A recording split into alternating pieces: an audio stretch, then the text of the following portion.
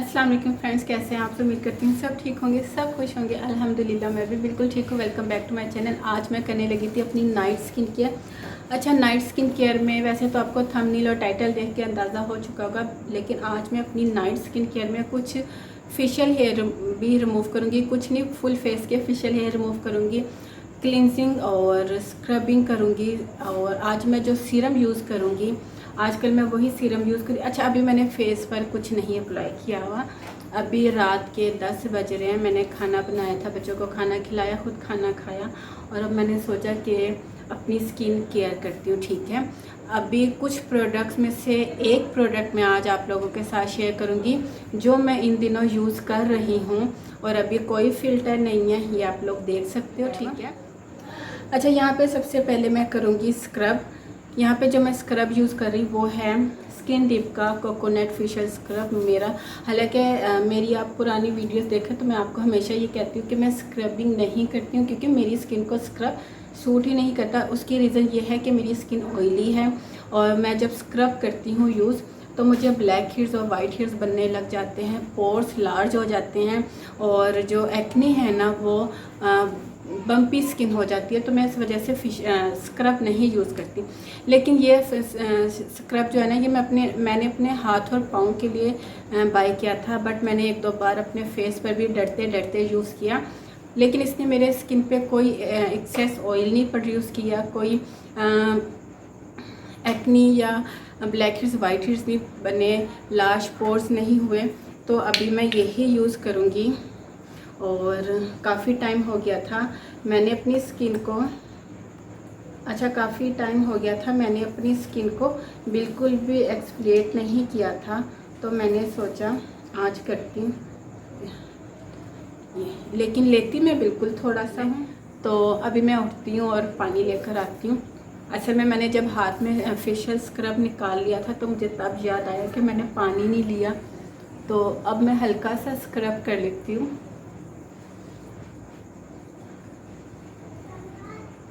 आपने बहुत ज़्यादा प्रेशर नहीं देना, ठीक है।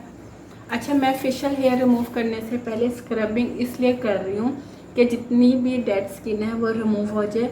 और फेशियल हेयर भी जब आप रेज़र के साथ रिमूव करते हो ना, उसका आपको ये बेनिफिट मिलता है कि आपकी स्किन स्मूथ हो जाती है। अच्छा, मैंने इसके पानी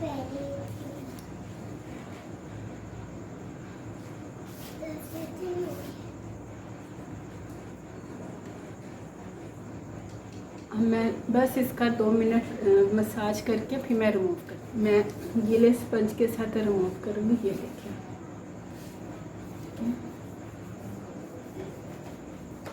मैंने बहुत ज़्यादा मसाज नहीं किया, और स्क्रब का बहुत ज़्यादा मसाज करना भी नहीं चाहिए, वरना आपकी एक्नी जो है ना वो पॉप आउट हो जाती है। ये देखिए। ओके, अब चलते हैं हम अपने सेकंड स्टेप की तरफ। मेरा जो सेकंड स्टेप है वो है फेस वॉश।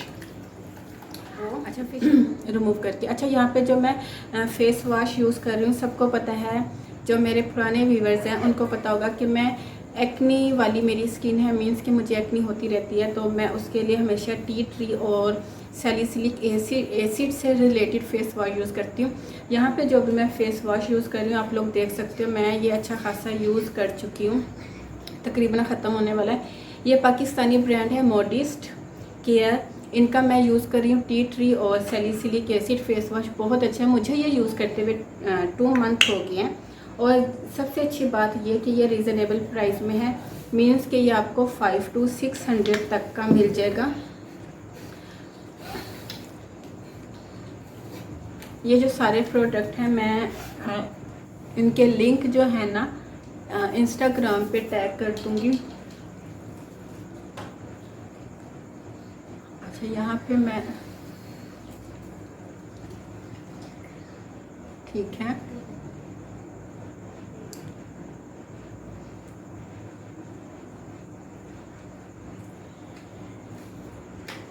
अच्छा, फेस वॉश करने के बाद जो है ना मैं मुंह धोकर आऊँगी, ताकि जो पार्टिकल्स मेरे फेस पे है और किसी किस्म का भी कुछ भी मेरे फेस पे ना रहे, क्योंकि मैंने इसके बाद रिमूव करने अपने फेशियल हेयर नहीं करती।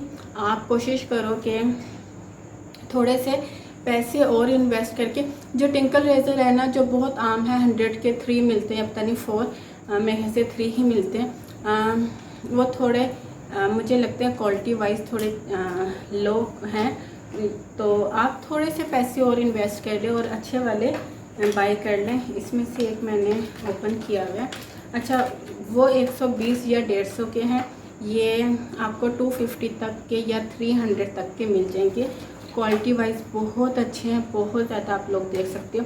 सेकंड नंबर पे ये फोल्डेबल है और आप इसको अपने बैग में रख सकते हो, ये ओपन नहीं होते। और जो वो वाले थे ना वो ओपन हो जाते थे और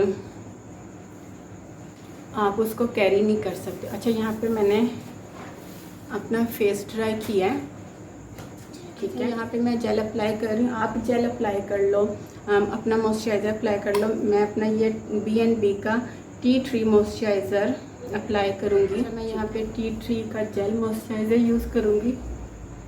आप जो मॉइस्चराइज़र यूज़ करते हो आप वो अप्लाई कर लो, ठीक है।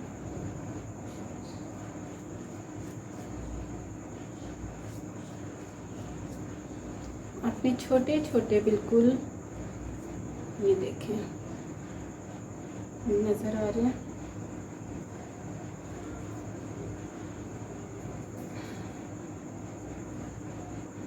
ये देखिए। अच्छा, रेज़र यूज़ करने का ना, आप जब फेशियल हेयर, चाहे आप रेज़र यूज़ कर रहे हो या आप वैक्सिंग कर रहे हो, आप कोई भी मेथड करते हो ना फेशियल हेयर रिमूव करने के लिए, तो फेशियल हेयर रिमूव करने का एक बेनिफिट ये भी होता है कि आपकी स्किन जो है ना 2 टोन क्लियर हो जाती है। समझ आ रही है?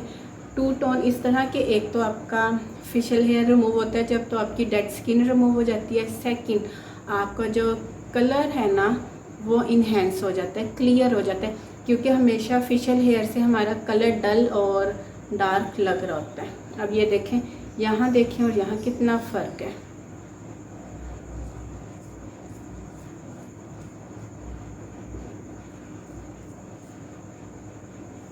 आपने अपनी स्किन को लाजमी ऊपर की तरफ थोड़ा सा टाइट करना है। फेशियल हेयर रिमूव नहीं किए थे मुझे तकरीबन 3 मंथ हो गए हैं। मैं 3 मंथ बाद जो है ना फेशियल हेयर अपने रिमूव कर रही हूँ। बहुत ज़्यादा फेशियल हेयर भी रिमूव नहीं करने चाहिए, ये मेरी बात हमेशा याद रखें, क्योंकि उससे भी आपकी स्किन सेंसिटिव हो जाती है और आपके जो पोर्स हैं ना वो लार्ज हो जाते हैं।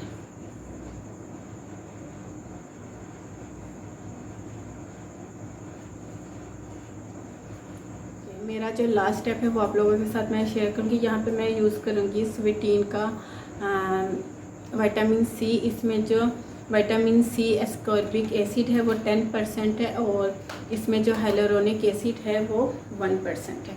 इसको मैं अच्छे से शेक करूँगी पहले, ठीक है।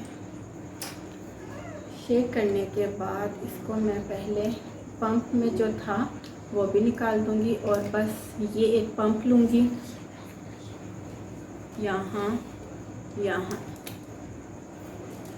फुल फेस पे ये अप्लाई करूँगी।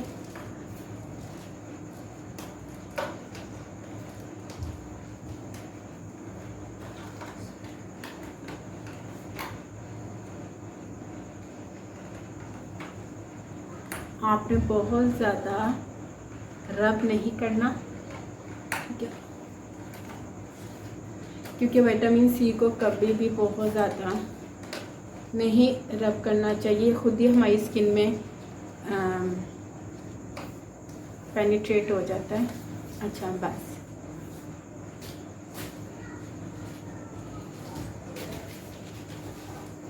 करती हूँ अपने पास। प्लीज़ वीडियो को लाइक कर दीजिएगा और मेरे चैनल को सब्सक्राइब, बेल आइकन को हिट किए बगैर मजिएगा ताकि मेरी हानि आने वाली वीडियो का नोटिफिकेशन आपको मिल सके। फिर मिलती है नई वीडियो के साथ, तब तक के लिए इजाज़त दीजिए। दुआ में याद रखिएगा, अपना ढेर सारा ख्याल रखिएगा। अल्लाह हाफ़िज़।